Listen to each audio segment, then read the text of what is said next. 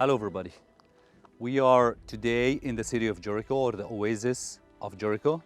I'm standing in the middle of the ruins of Herod's winter palace in Jericho.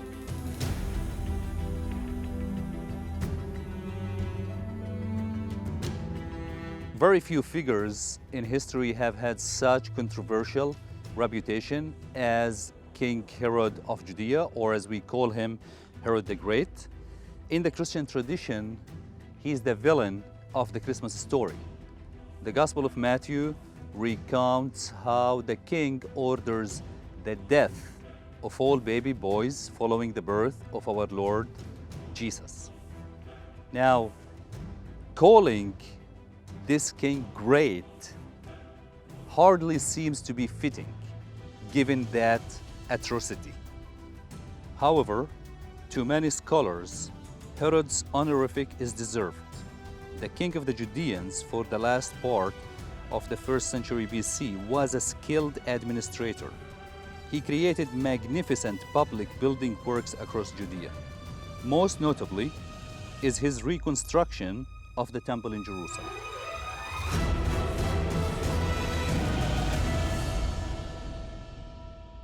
So Herod's palace at Jericho was preceded by successive palaces of the Hasmonean dynasty, which was the ruling dynasty before Herod, from the 2nd century to the middle of the 1st century BC.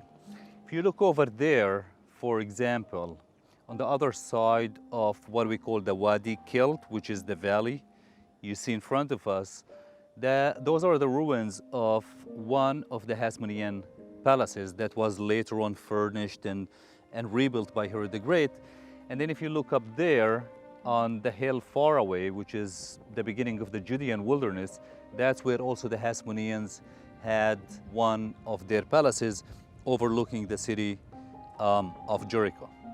Now, if you look across the valley, that is the northern wing of Herod's 3rd palace, or the main palace that he built on both sides of the valley, that we will get to visit now in a minute.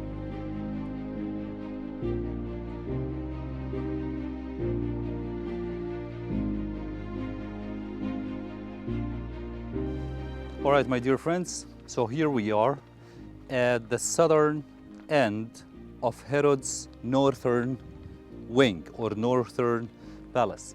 You look over there across the valley, you can see the mound. That is the southern side of Herod's palace. So he built his palace on both sides of the wadi, or in both sides of the river, and he connected the two sides of the palace by a bridge. If you look behind that tree, you can see some ruins and walls. That is the bridge that connected the southern and the northern wings of the palace. If you look carefully on the walls, also over here, you can see what we call the opus reticulatum, the diagonal mud bricks that he used to cover the walls of his palace. Of course, as great builder, Herod built his palaces on the highest standards of that time. You can notice the colonnaded courtyard, and on the other side there was the sunken gardens that he built on the edge of the river. One of the most fascinating things at his palace over here is the Roman bathhouse that he built. If you follow me, you will get to see how well preserved this bathhouse is. This is the king's pool. This is where he would relax when in Jericho. Now, we know that Herod used to come and spend mainly winter time in the city of Jericho because it's below sea level, and it's relatively warmer than Jerusalem, where he had his main palace, and Bethlehem, where he had his summer palace that we will get to talk about.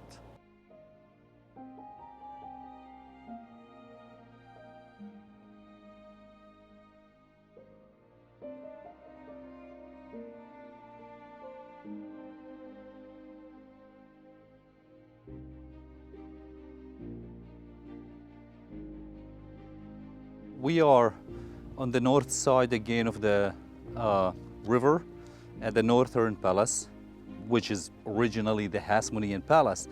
But we know that Herod decided to rebuild and furnish the palace after the earthquake of in 31 BC. So at the time of the Hasmoneans, originally there were two pools over here that Herod connected and made them one big pool. This pool is most known for Herod murdering his brother-in-law, the brother of his favorite wife, Miriam, Aristobulus III, who was the high priest in Jerusalem, by drowning him most probably in this pool over here. So guys, what you see over here, this is the ancient Jerusalem-Jericho road, the Roman road that connected the city of Jerusalem with the city of Jericho. And so Jesus going up from Jericho to Jerusalem must have passed by and seen Herod's palace on his way up to Jerusalem, when he made his last journey to Jerusalem. So when we talk about Herod, we talk about two things: brutality and magnificent works. Herod died in the year 4 BC. His cruelty wouldn't go with no justice. He suffered from a horrible disease. It's like a flesh-eating bacteria that caused a terrible pain and eventually caused his death. So he died at his winter palace in Jericho, but according to his will, he wanted to be buried at his summer palace that he built in Bethlehem, which is the only one that was named after him. And this is what happened. A 3 days procession where his body was carried from the city of Jericho, from here, all the way to Bethlehem, to Herodion, where he was buried. The interesting thing is that Herod's final or last will was to kill all the elders in Israel, simply because he wanted every house in Israel to weep at the day of his death.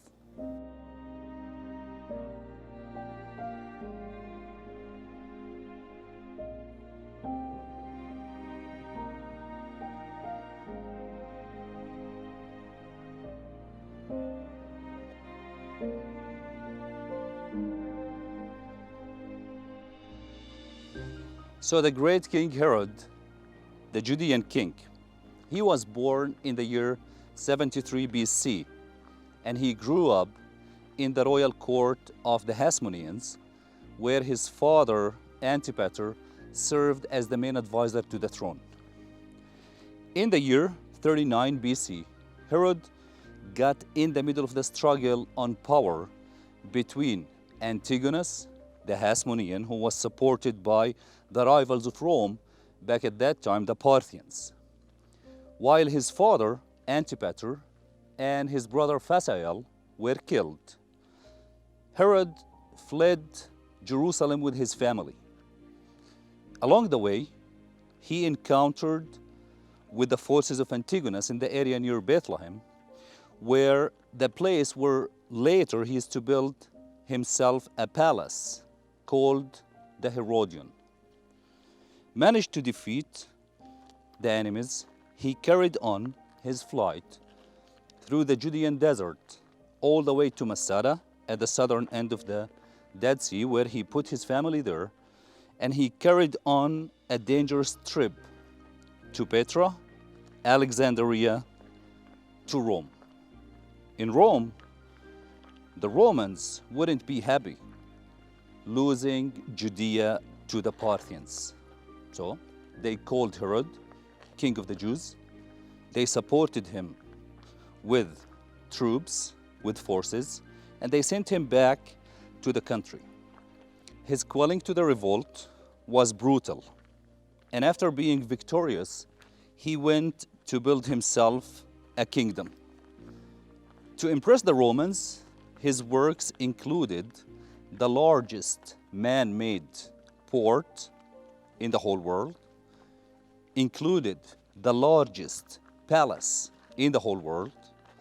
And to impress the Jews, he decided to enlarge and refurbish the temple in Jerusalem, making Jerusalem a great metropolis.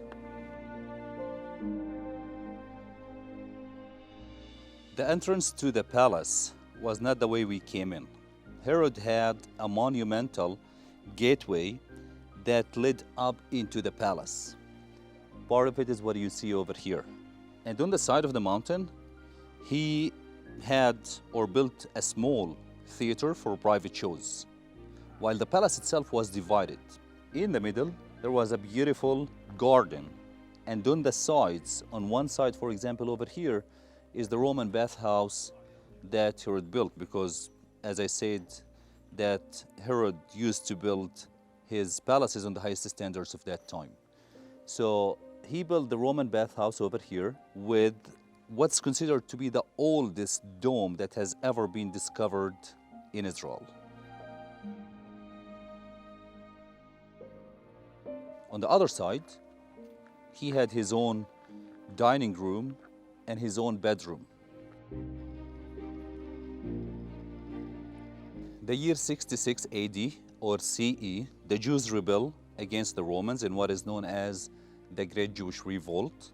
And so they did in the year 132 CE in what is known as the Bar Kochba Revolt. Herodion was used during those two revolts by the Jewish rebels as the headquarters of the revolt. And they did a lot of changes to the palace. They remodeled the palace to suit their needs. For example, Herod's royal court was converted into a synagogue, which is considered to be one of the oldest synagogues that has ever been discovered in Israel, because it dates back to the 1st century. Nearby the synagogue, they added a mikveh, or a Jewish ritual bath, and also they enlarged the tunnels and made them longer. These tunnels connect the palace with the water cisterns that were dug by Herod the Great. And these tunnels were used by the Jewish rebels perhaps as an escape route, or perhaps to do surprise attacks against the enemies. A lot of excavations are still going on at the site of Herodion. One of the most important and interesting finds at Herodion over here is a ring that was found with the name Pontius Pilate on it. And as we know that for a long period of time, there was no tangible mention of Pontius Pilate besides the Gospels. Well, Josephus Flavius talks a little bit about him, but there was no tangible mention of Pontius Pilate except of an inscription that was discovered at one of the cities that Herod the Great built, which is Caesarea Maritima. There was an inscription that mentions the name Pontius Pilate. So through the excavations over here, they have discovered the ring with the name Pontius Pilate on it. Herod's palace had 4 towers. The biggest and the tallest was this one, the Eastern Tower. And from this tower, Herod could look north and see Jerusalem and the temple he built in Jerusalem through the window of his palace. So Herodion, a man-built mountain.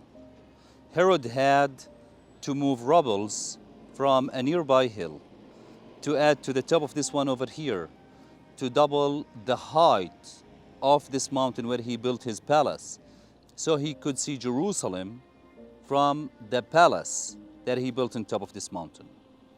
It's one of Herod's many magnificent projects, but the only one that was named after him.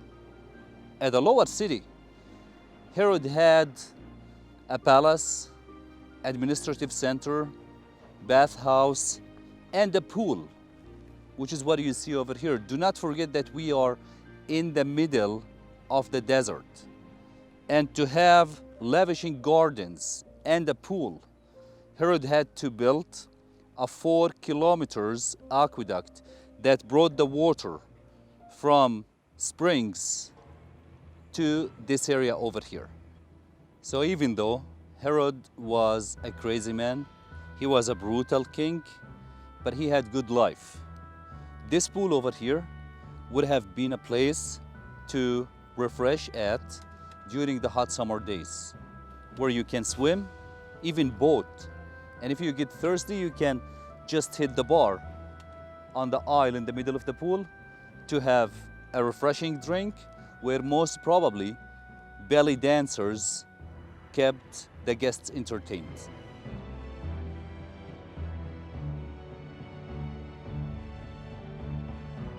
So Herod built Herodion as a palace commemorating his victory over the Parthians.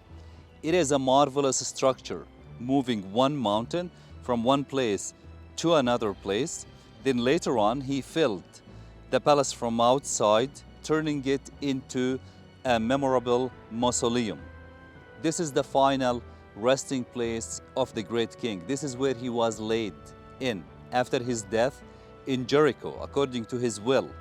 His body was carried from his winter palace in Jericho all the way to his summer palace in Bethlehem, and he was laid in the tomb that he prepared for himself on the north side of this mountain facing Jerusalem. Herod's tomb was found a few years ago in 2007, and the tomb was found smashed into hundreds of pieces. Well, the Jews hated Herod, and they recalled his cruelty. So when they got the chance at the breakout of the Great Revolt, they knocked down his mausoleum and his sarcophagus and scattered his bones all over. Anyway, deny him body restoration at the end of days. Well, as if Herod was going to make it to heaven anyways.